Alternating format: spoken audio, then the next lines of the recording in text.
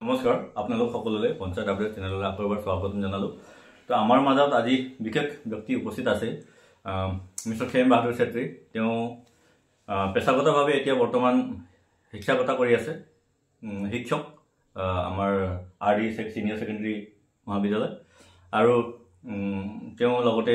Barrister মানে LLB কৰি আছে ডিব্ৰুগড়ৰ পৰা। যিহেতু তেওঁ আজি আমাৰ এই পডকাষ্টৰ খণ্ডটিৰ আলহী, তো তেখেতক এই সুযোগতে মই দুটামান প্ৰশ্ন ৰাখিব বিচাৰিছোঁ। আৰু যিহেতু তেখেতৰ বহুতো বিভিন্ন অভিজ্ঞতাবোৰ তেখেতৰ মাজত আছে, আমি আজি উনুকাব বিচাৰিছোঁ। পোনপ্ৰথমে মই তেখেতক এটাই প্ৰশ্ন মানে কৰিব বিচাৰিছোঁ। তাৰ আগতে আপোনাক এই আমাৰ পডকাষ্টলৈ স্বাগতম জনালোঁ। নমস্কাৰ, ধন্যবাদ জনক বৈদ্য ডাঙৰীয়ালৈ। তেখেতে আজি মোক তেখেতৰ পঞ্চায়ত আপডেট চেনেললৈ এনেকৈ আদৰি অনাৰ বাবে বিশেষ কৰ্মসূত্ৰে এই অঞ্চললৈ আহিছিলোঁ। আৰু মোৰ পৰম সৌভাগ্য বুলি ক'ব লাগিব যে আজি মই এনে এটি চেনেলত আজি এনেদৰে সাক্ষাৎকাৰ নিজৰ দিবলৈ পাইছোঁ, যি চেনেলে বিগত কেইবাবছৰ ধৰি বিশেষভাৱে গ্ৰামাঞ্চলত কিদৰে চৰকাৰী আঁচনি ৰূপায়ণ ফলপ্ৰসূ বা কাৰ্যকৰী বা কিদৰে জনসাধাৰণে লাভান্বিত হ'ব পাৰে তাৰ বিষয়ে তেওঁ জনসাধাৰণক সজাগতা কৰাৰ কাম কৰি আহিছে। আপোনালোকৰ প্ৰত্যেকেই ইউটিউবত পঞ্চায়ত আপডেট বুলি আপোনালোকে চাৰ্চ কৰিব পাৰে, তাত চালে আপুনি নিশ্চয় গম পাব। চাগে বহুতে চাই আছে, যদি ছাবস্ক্ৰাইব কৰা নাই ছাবস্ক্ৰাইব কৰি দিব। কাৰণ মই ভাবোঁ যেতিয়ালৈকে স্থানীয় পৰ্যায়ত নাগৰিকসকল চৰকাৰী আঁচনি, চৰকাৰী নীতি নিয়ম, চৰকাৰে কৰা কাম কাজৰ প্ৰতি সজাগ আৰু সচেতন নহয়, তেতিয়ালৈকে কেন্দ্ৰীয় চৰকাৰ, ৰাজ্য চৰকাৰ যিমানেই বাহাদুৰ, যিমানেই ধৰণৰ তেওঁলোকে প্ৰমোশ্যন কৰিলেও, যিমানেই তেওঁলোকে কথাৰ ফুলজাৰি মাৰিলেও কেতিয়াও কিন্তু চৰকাৰ প্ৰশাসন ব্যৱস্থা কেতিয়াও সফল নহয়। গতিকে মই আজি সৌভাগ্যৱান এনে এটি চেনেল অহাৰ বাবে। গতিকে পুনৰবাৰ জনক বৈদ্য ডাঙৰীয়াক ধন্যবাদ জ্ঞাপন কৰিছোঁ। হয়, ধন্যবাদ থাকিল ডাঙৰীয়া। মই প্ৰথমে আপোনালোক সকলোৰ কাৰণে এটা সজাগতামূলক প্ৰশ্ন তেখেতক আগবঢ়াব বিচাৰিছোঁ। যিহেতু যিহেতু গাঁৱত, যিহেতু আমাৰ ভিউৱাৰ্ছ আপোনালোক সকলোৱে প্ৰায় সংখ্যকে গাঁৱত বসবাস কৰি আহিছে, আৰু আপোনালোকৰ নিচেই ওচৰত যি গাঁও পঞ্চায়ত আছে, সেই গাঁও পঞ্চায়ত প্ৰতিটো বছৰত 3টা 4টা 5টা 6টা আপোনালোকে যিমান যি পায় মানে কাৰ্যসূচী অনুসৰি গাঁও সভা হয় বছৰে, আৰু আপোনালোকে সেই গাঁও সভাত অংশগ্ৰহণ কৰিব লাগে গাঁৱৰ হিচাপে, বাসিন্দা হিচাপে যিহেতু। আৰু এই গাঁও সভাৰ গুৰুত্ব আজি মই আপোনাক খেম বাহাদুৰ চেত্ৰী ডাঙৰীয়ালৈ আগবঢ়াব বিচাৰিছোঁ। যিহেতু তেওঁ আপোনালোকক কৈ দিব, যে বহলাই ক'বলৈ মই তেখেতক অনুৰোধ কৰিলোঁ এই গাঁও সভাৰ গুৰুত্ব আৰু এই গাঁও সভাৰ জৰিয়তে কি কি কৰিব পৰা যায়। মই তেখেতক প্ৰশ্নটো আগবঢ়ালোঁ। নিশ্চিতভাৱে অতি প্ৰাসংগিক আৰু মই ভাবোঁ খুব প্ৰয়োজন থকা এটি প্ৰশ্ন, যে গাঁও সভা বিশেষ স্থান আছে পঞ্চায়তী ৰাজ ব্যৱস্থাত। কাৰণ ভাৰতবৰ্ষত যেতিয়া পঞ্চায়তী ৰাজ ব্যৱস্থা আৰম্ভ কৰা হৈছিলে, স্থানীয় চৰকাৰ জনক বুলি লৰ্ড ৰিপনক সকলো আমি সকলো জানো, এগৰাকী ব্ৰিটিছ ব্যক্তি, যিগৰাকী ব্যক্তিয়ে ভাৰতবৰ্ষত প্ৰথমবাৰৰ কাৰণে তেওঁ চিন্তা চৰ্চা চেতনা এটা আনিছিলে যে স্থানীয় পৰ্যায়ত চৰকাৰ ব্যৱস্থা হ'লে মানেহে স্থানীয় পৰ্যায়টো সঠিকভাৱে উন্নতি সাধন কৰিব পৰা যাব। গতিকে সেই তেতিয়া ভাৰত স্বাধীনতা হোৱাৰ পূৰ্বেই লৰ্ড ৰিপনৰ নিচিনা মানুহে চিন্তা কৰা সেই চিন্তাটো কিন্তু মই ভাবোঁ আজি কুপতি, যিটো সময়ত ভাৰতবৰ্ষই চন্দ্ৰলৈ পঠিয়ালে, কিন্তু আজি পৰ্যন্ত কিন্তু এটা সঠিক পঞ্চায়তৰ ব্যৱস্থা কিন্তু স্থাপন কৰিব পৰা নগ'ল। আৰু ইয়াৰ কাৰণে কিন্তু দায়ী কেৱল চৰকাৰ নহয়, আমি, মই, আপোনালোক সমস্ত ৰাইজ। কিয়নো দেখিবলৈ পোৱা যায় যেতিয়াই এখন পঞ্চায়তে বিশেষভাৱে নিয়মিত ৰূপত চৰকাৰী নিৰ্দেশনা তেওঁলোকে ফ'ল' কৰি যেতিয়া তেওঁলোকে গাঁও সভা অনুষ্ঠিত কৰে, সেই মুহূৰ্তত কিন্তু অঞ্চলটোৰ বা গাঁও পঞ্চায়ত এলেকাৰ কোনো ৱাৰ্ডৰ পৰা কিন্তু যিসকল ব্যক্তিয়ে অন্য সময়ত বিভিন্ন ধৰণৰ প্ৰশ্ন কৰি নেতাসকলৰ যিসকলৰ লগত ভাল সম্পৰ্ক থকা ব্যক্তিসকলক দোকানৰ সন্মুখত, তিনিআলিৰ ফ্ৰণ্টত বা আড্ডা মৰা জেগাত তেওঁলোকে চৰকাৰক সমালোচনা কৰি, স্থানীয় চৰকাৰক সমালোচনা কৰি তেওঁলোকে থকা সৰকা দিয়ে। কিন্তু তেনে পৰিপ্ৰেক্ষিতত তেওঁলোকে কেতিয়াও গাঁও সভাত গৈ তেওঁলোকে যোগদান নকৰে। গতিকে মই ভাবোঁ যে যিদৰে ভাৰতবৰ্ষৰ কেন্দ্ৰীয় চৰকাৰৰ বাবে কেন্দ্ৰীয় সংসদ অৰ্থাৎ লোকসভা, ৰাজ্যসভা অত্যন্ত জৰুৰী। কাৰণ আমি সকলো জানো যে দেশৰ আইন প্ৰস্তুতকৰ্তা হৈছে বিধানমণ্ডল, আৰু বিধানমণ্ডল হৈছে লোকসভা, ৰাজ্যসভা। যিদৰে লোকসভা, ৰাজ্যসভাই সমগ্ৰ দেশত তেওঁলোকে আইন প্ৰস্তুত কৰে, আঁচনি প্ৰস্তুত কৰে, যিমান কেন্দ্ৰীয় চৰকাৰৰ যিমান আঁচনি আছে, ইয়াত যদি আমি একেবাৰে যদি জনপ্ৰিয় আঁচনি কওঁ, যিটো আমাৰ গ্ৰামাঞ্চলৰ ব্যক্তিসকলে পায়, সেইটো হ'ল PMY হাউচ, যিটো আমি প্ৰধানমন্ত্ৰী আৱাস যোজনা বুলি কওঁ। এই প্ৰধানমন্ত্ৰী আৱাস যোজনা এটা চেণ্ট্ৰেল স্কিম হয়, আৰু এই স্কিমটো যদি অধিসূচনা হৈছিলে, নিশ্চিতভাৱে মই কিমান জন হৈছিলে মই নাজানো, কিন্তু যেতিয়া হৈছিলে ই লোকসভা, ৰাজ্যসভাৰ অনুমোদন সাপেক্ষে হৈছে। গতিকে তেনে এক আঁচনি ফলপ্ৰসূ সেই লোকসভা, ৰাজ্যৰ পৰা হৈছে। দ্বিতীয়তে ৰাজ্য চৰকাৰৰ বাবে আটাইতকৈ গুৰুত্বপূৰ্ণ থলী বা পবিত্ৰ স্থানটোৱে হ'ল বিধানসভা বুলি কয় যেনেকৈ আমাৰ অসমৰ দিছপুৰত আছে বিধানসভা ৰিচেণ্টলি এতিয়া প্ৰথমবাৰৰ বাবে অসমৰ ইতিহাসত প্ৰথমবাৰৰ বাবে অসম চৰকাৰে দিছপুৰৰ পৰা আঁতৰি কোকৰাঝাৰত গৈ তেওঁলোকৰ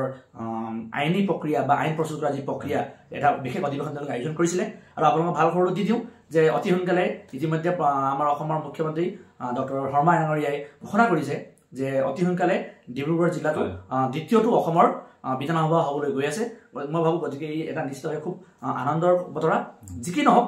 ৰাজ্য চৰকাৰৰ কাৰণে বিধানসভা অত্যন্ত জৰুৰী কাৰণ কিয় ৰাজ্য চৰকাৰৰ যিমান আঁচনি নীতি নিয়ম যিমান প্ৰস্তুত কৰে এই আটাইবোৰ কিন্তু এই ৰাজ্য চৰকাৰৰ বিধানসভাতে হয় কাৰণ এই বিধানসভা এনে এক স্থান য'ত চৰকাৰী পক্ষৰ ব্যক্তিসকলক নেতা মন্ত্ৰীসকলক বিৰোধী পক্ষৰ সদস্যসকলে তেওঁলোকক জবাবদিহি কৰিব পাৰে আৰু ইয়াত কিন্তু জবাববোৰ কি হ'ব লাগিব সঠিক আৰু সদুত্তৰ হ'ব লাগিব তো সেইবাবে বিধানসভা অত্যন্ত জৰুৰী এতিয়া আহিছোঁ স্থানীয় পৰ্যায়লৈ কাৰণ আমাৰ ভাৰতবৰ্ষত তিনি খলপীয়া কেন্দ্ৰ চৰকাৰ ৰাজ্য চৰকাৰ তাৰপৰা স্থানীয় চৰকাৰ তো স্থানীয় চৰকাৰৰ কাৰণে তেনে এক বিশেষ গুৰুত্ব থকা অনুষ্ঠানটোৰ নাম কি যিটো আমাক সুধিছে সেয়া হ'ল গাঁও সভা গতিকে এনে এক গাঁও সভা যিটো গাঁও সভাত গাঁও পঞ্চায়তৰ কৰ্তৃপক্ষসকলে যিসকল ব্যক্তি ৱাৰ্ড মেম্বাৰ বা প্ৰেচিডেণ্ট বা ছেক্ৰেটেৰী বা চৰকাৰী পক্ষসকলৰ বা নিযুক্তি হৈ যিসকল ব্যক্তি জড়িত হৈ আছে তেওঁলোকে পৰিকল্পনা কৰে যে আগন্তুক ফাইনেন্সিয়েল ইয়াৰত এই অঞ্চলটোৰ কাৰণ গাঁও বুলি কোৱাৰ লগে লগে বিভিন্ন সমস্যা একেদিনাই এটা ফাইনেন্সিয়েল ইয়াৰত গোটেইকেইটা সমস্যা শেষ কৰাটো সম্ভৱ নহয় আৰু সেই গাঁও সভাতেই এটা বস্তু নিশ্চিত কৰা হয় যে এই গাঁওখনত থকা এই আটাইবোৰ বিভিন্ন সমস্যাবোৰৰ পৰা কোনবোৰ সমস্যাক অগ্ৰাধিকাৰ দিয়া হ'ব আৰু সেই অগ্ৰাধিকাৰৰ ভিত্তিত তেওঁলোকৰ এটা নীতি প্ৰস্তুত কৰে পৰিকল্পনা প্ৰস্তুত কৰে আৰু যোন পৰিকল্পনাৰ ভিত্তিত আগন্তুক সময়ত গাঁওখনত উন্নতিৰ তেওঁলোকে এটা ধাৰা সৃষ্টি কৰিব বিচাৰে কিন্তু দুৰ্ভাগ্যবশতঃ সেই সভাতে গাঁও অঞ্চলৰ 90% মানুহে উপভোগ নকৰে এটেণ্ডেঞ্চ নিদিয়ে যাৰ বাবে পঞ্চায়তৰ ময়মতালি ছেক্ৰেটেৰী প্ৰেচিডেণ্টৰ ময়মতালি খাম খেলি মেলি ইত্যাদি বিভিন্ন ধৰণৰ কাম হোৱা দেখা যায় তো গতিকে ইয়াৰ কাৰণে জগৰীয়া মই ভাবোঁ কেৱল চৰকাৰী কৰ্তৃপক্ষ নহয় ইয়াৰ বাবে চূড়ান্ত কৰ্তৃপক্ষ জনসাধাৰণ গতিকে জনসাধাৰণ যেতিয়ালৈকে সজাগ নহয় কাৰণ মই নিজে পলিটিকেল চায়েন্সৰ এগৰাকী ষ্টুডেণ্ট হিচাপে আগতে এতিয়া বৰ্তমান মই পলিটিকেল চায়েন্সৰ এগৰাকী টিচাৰ হিচাপে মই এই বস্তু সদায় আমাৰ শিক্ষাৰ্থীসকলক যেতিয়া আমি পলিটিকেল চায়েন্স চেপ্টাৰটো পঢ়াওঁ হাই ছেকেণ্ডেৰী ফাৰ্ষ্ট ইয়াৰত আছেই আমাৰ যে স্থানীয় চৰকাৰ বুলি এটা চেপ্টাৰে আছে য'ত কণ্ডিশ্যন আছে যে স্থানীয় চৰকাৰ সফল হ'বলৈ হ'লে কি লাগে প্ৰথমটোৱে হ'ল স্থানীয় চৰকাৰ সফল হ'বলৈ হ'লে স্থানীয় পৰ্যায়ৰ ব্যক্তিসকল ৰাজনৈতিকভাৱে সজাগ সচেতন হ'ব লাগিব কাৰণ যেতিয়ালৈকে তেওঁলোকে কেৱল মাত্ৰ আঁচনিৰ প্ৰতি বা হিতাধিকাৰী থকা আঁচনিৰ প্ৰতি তেওঁলোকে লালসিত নহয় লোভত নপৰি তেতিয়ালৈকে তেওঁলোকে চৰকাৰী আঁচনি নীতি নিয়ম প্ৰস্তুত কৰা এই গাঁও সভাত য'ত পৰিকল্পনা কৰা হয় যেতিয়ালৈকে তেওঁলোকে তাত নাযায় তেওঁলোকে যেতিয়ালৈকে নিজৰ মতামত নিদিয়ে তেতিয়ালৈকে কেতিয়াও এটা স্থানীয় পৰ্যায়ৰ যিটো চৰকাৰ কেতিয়াও সফল নহয় গতিকে মই সকলোকে যিসকল ভিউৱাৰে এই ভিডিঅ' চাই আছে পঞ্চায়ত আপডেটৰ যোগেদি মই আপোনালোক সকলোকে অনুৰোধ জনাইছোঁ আজিলৈকে যিটো হ'ল পৰৱৰ্তী সময়ত আপোনালোকৰ এলেকাৰ পঞ্চায়তে যেতিয়াই গাঁও সভা আয়োজন কৰে কাৰণ গাঁও সভা আয়োজন কৰিলে এটা বস্তু মনত থ'ব গাঁও পঞ্চায়তে কিন্তু নিজৰ যিটো এলেকা সেই এলেকাত কিন্তু মাইক এনাউন্সমেণ্ট কৰাটো কম্পালচৰি হয় এইটো নিয়মৰ আধাৰত কৰে আৰু সেইকাৰণে প্ৰত্যেক গাঁও পঞ্চায়তে গাঁও সভা অনুষ্ঠান আয়োজন কৰাৰ আগতে নিজৰ গাঁৱত মাইকেদি ঘোষণা কৰে যদি নকৰে আপোনালোকে তেওঁলোকক জবাবদিহি কৰক যদি কৰিছে যদি আপুনি শুনিছে তেন্তে পৰৱৰ্তী পৰ্যায়ৰ পৰা আপোনালোকে প্ৰত্যেকেই গাঁও সভাত অংশগ্ৰহণ কৰক আৰু গাঁৱৰ কোনটো সমস্যা আটাইতকৈ বেছি জৰুৰী যোনটো প্ৰথমতে সমাধান হ'ব লাগে তাৰ কাৰণে আপোনালোক সকলোৱে একত্ৰিত হৈ পিনে মাতক যাতে আপোনালোকৰ অঞ্চলটো বিকশিতভাৱে আগুৱাই যাব পাৰে হয় ধন্যবাদ বহুত গুৰুত্বপূৰ্ণ কথা আপোনালোকৰ আগত দাঙি ধৰিলে ইয়াৰ লগতে মই এটা বস্তু এড কৰিব বিচাৰোঁ যিহেতু প্ৰতি বছৰে 2 অক্টোবৰৰ পৰা গাঁও পঞ্চায়ত উন্নয়ন পৰিকল্পনা বুলি এটি গাঁও GPDP এই পৰিকল্পনাটো 2 অক্টোবৰৰ পৰা প্ৰতি বছৰে 2016 চনৰ পৰা মই চলি আছে আজিলৈকে চলি আছে কিন্তু গাঁৱৰ মানুহৰ অংশগ্ৰহণটো খুবেই কম তাত তো মই ভাবোঁ আজি এই ইয়াৰ পৰা এইটো বাৰ্তা যাওক যে আপোনালোকে 2 অক্টোবৰৰ পাছৰ যি উন্নত উন্নয়ন পৰিকল্পনা গাঁও পঞ্চায়ত উন্নয়ন পৰিকল্পনা যি এটা পৰিকল্পনা থাকে যে আগন্তুক দিনবোৰত আগন্তুক বছৰত মানে আমি কেনেদৰে কি ধৰণৰ আঁচনিসমূহ তাত ৰূপায়ণৰ কাৰণে অগ্ৰাধিকাৰ দিবলগীয়া হয় তো আপোনালোকে সকলোৱে সেই পৰিকল্পনাত অংশগ্ৰহণ কৰক আৰু সকলো গাঁও সভা আপোনালোকে অংশগ্ৰহণ কৰক পঞ্চায়তত যি গাঁও সভা হয় আপোনালোকে অংশগ্ৰহণ কৰক আপোনালোকৰ অংশগ্ৰহণ অবিহনে গাঁও সভাৰ মূল্য অৰ্থহীন আৰু যদি ৰাইজে যদি গাঁও গম নাপায় আপোনালোকৰ ওচৰ চুবুৰীয়াত কি বস্তু কি আঁচনিৰ দৰকাৰ হয় তেতিয়াহ'লে পঞ্চায়ত কৰ্তৃপক্ষই এই বিষয়ত অৱগত নহয় আৰু এটা কথা হয় আপোনাৰ কি আঁচনিখিনি ধৰক গাঁৱত আমাৰ মানে কি হ'ল ভাৰতবৰ্ষৰ গাঁওখিনি ইমান উন্নতও নহয় আজি, কিন্তু 10টা ৱাৰ্ড আছে ধৰক আমাৰ এখন এটি পঞ্চায়তত 10টা ৱাৰ্ড হ'ব পাৰে, কিন্তু 10টা ৱাৰ্ডতে বিভিন্ন সমস্যাই সামৰি আছে।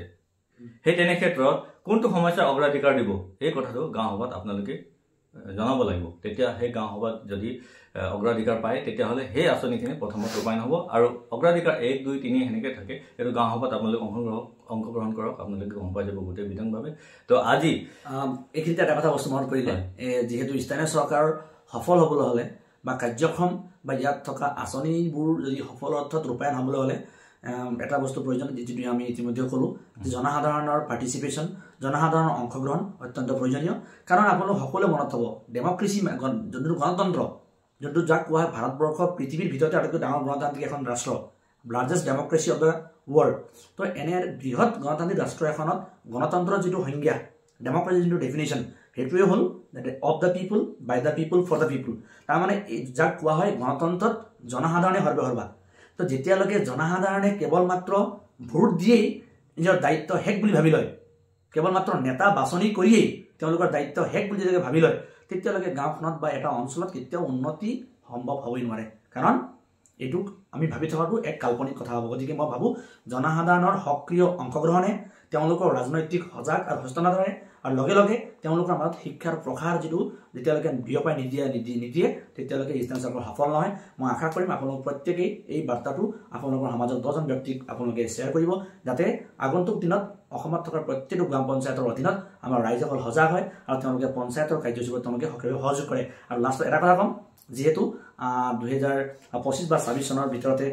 অসমৰ আগন্তুক পঞ্চায়ত নিৰ্বাচন হ'বলৈ গৈ আছে। মই কোনো পলিটিকেল পাৰ্টি মানুহ নহয়, কোনো পলিটিকেল পাৰ্টিৰ কথা নকওঁ, সকলো পলিটিকেল পাৰ্টি মোৰ বাবে একেই, ব্যক্তি বিশেষ মাত্ৰ। গতিকে এইবাৰ নিৰ্বাচনত যিহেতু ইতিমধ্যে চৰকাৰে বিধেয়ক এখন গৃহীত কৰিছে বুলি বা গৃহীতকৰণ বা নতুন নিয়ম প্ৰযোজ্য কৰাৰ কিছুমান কথা চিন্তা কৰিছে, গতিকে এই ক্ষেত্ৰত আমি জনামতে যে